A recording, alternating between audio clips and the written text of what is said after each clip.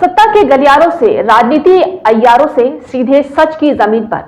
स्वागत है आपका सिटीजन वॉइस में, जहां हर खबर सिर्फ दिखाई नहीं जाती बल्कि सवाल भी उठाए जाते हैं। मैं हूं शब और आज हम आपके लिए लेकर आए हैं वो खबरें जो अक्सर पर्दे के पीछे छुपा दी जाती हैं, लेकिन सिटीजन वॉइस में उन्हें सामने लाया जाता है।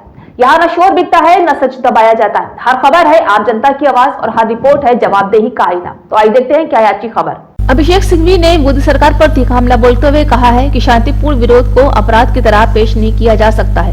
उन्होंने दिल्ली में आयोजित एक बड़े सरकारी कार्यक्रम के दौरान कांग्रेस कार्यकर्ताओं की गिरफ्तारी को लोकतांत्रिक अधिकारों पर हमला बताया है। सिंघवी ने स्पष्ट शब्दों में कहा है कि विरोध को अपराध नहीं बनाया जा सकता है। उनके इस बयान के बाद राजनीतिक माहौल गर्मा गया है और नरेंद्र मोदी के नेतृत्व वाली सरकार पर विपक्ष ने दबाव बढ़ा दिया है। भाजपा की ओर से भी पलटवार किया गया, जिससे इस पूरे मुद्दे पर सियासी बहस तेज हो गई।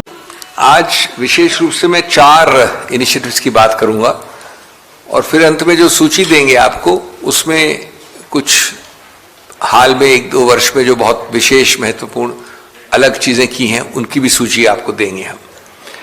तो पहली बात है एक INC फेलोज प्रोग्राम की घोषणा।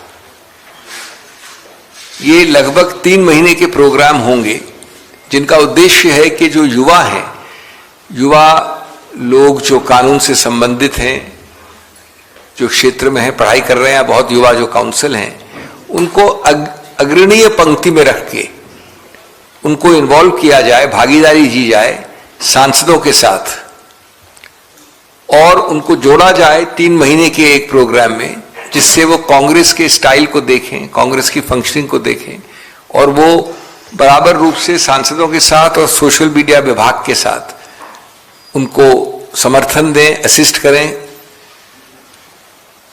और इससे जो एक अगले युवा पीढ़ी को एक जो अवसर हम देना चाहते हैं कि विपक्ष का क्या रोल है संसद में और किस प्रकार से विपक्ष का रोल कांग्रेस अदा कर रही है, उसकी शुरुआत होगी। तो इसको मैं अपनी पहली घोषणा के हिसाब से आपके सामने रखना चाहता हूं, क्योंकि युवा सोच और कानूनी जोश, लोकतंत्र को इसी से मिलेगा एक नया होश और हौसला। दूसरा है हमारा ये पॉडकास्ट सीरीज, जिसको हमने कहा है न्याय, नेता और नागरिक, NNN। ये जो है इसका उद्देश्य क्या है कि हम मंच दें, सिर्फ कांग्रेस से सिर्फ तक सीमित नहीं है। इसमें सुप्रसिद्ध वकील सिर्फ नहीं होंगे, युवा वकील भी होंगे, वरिष्ठ विधिवेत्ता भी होंगे और जो डेजिग्नेटेड वरिष्ठ नहीं है वो भी होंगे। और उनके जरिए जो आज के ज्वलंत मुद्दे हैं समाज में, उनको रखा जाएगा। विशेष रूप से ये आवश्यक इसलिए है क्योंकि आज असहमति को सिर्फ नकारा जाता है। तो ये एक संवैधानिक वार्तालाप, एक पुनर्स्थापित करने का प्रयत्न होगा कि जिसमें नागरिक, न्याय, संविधान और जो लीडर्स हैं संसद में, संसद के बाहर, वो क्या कर सकते हैं, उसको केंद्र बिंदु बनाने का प्रयत्न किया जाएगा। अभी हम निकट भविष्य में 10 या 12 इसके पॉडकास्ट कर देंगे।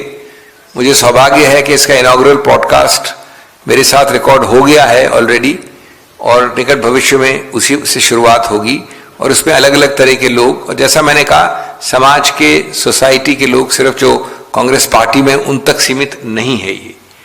और हम इससे एक संवाद की जीत और एक दमन की हार का संदेश देना चाहते हैं, न्याय, नेता और नागरिक से।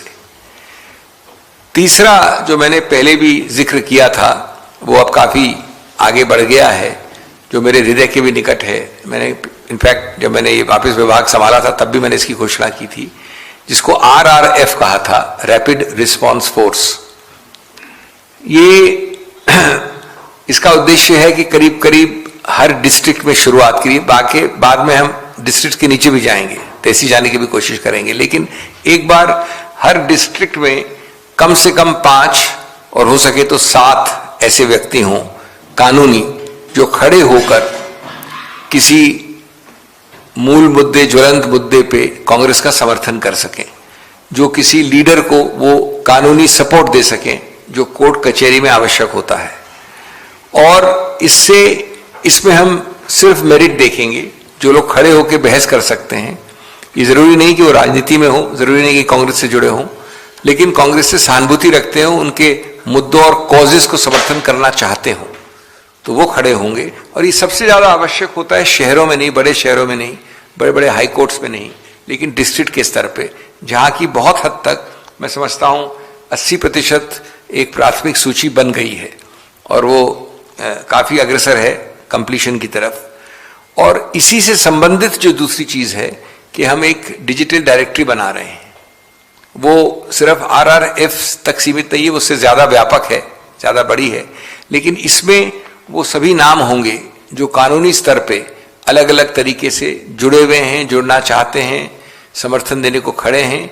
और वो डिजिटल डायरेक्टरी में सभी आपको मोबाइल नंबर वगैरह ईमेल मिलेगा, जिससे कि जल्द से जल्द एक तरफ रैपिड रिस्पांस फोर्स, उसके अलावा किसी को संपर्क करना हो, किसी दूर दराज डिस्ट्रिक्ट में रात को किसी चीज को बोलना हो कानूनी रूप से, उसके ऊपर एक्शन लेना हो, वो ज्यादा सहूलियत हो जाएगी उसके लिए। और इस प्रकार हम चाहते हैं कि कोर्ट से जमीन तक हर जिले में एक कानूनी ढाल स्थापित की जाए।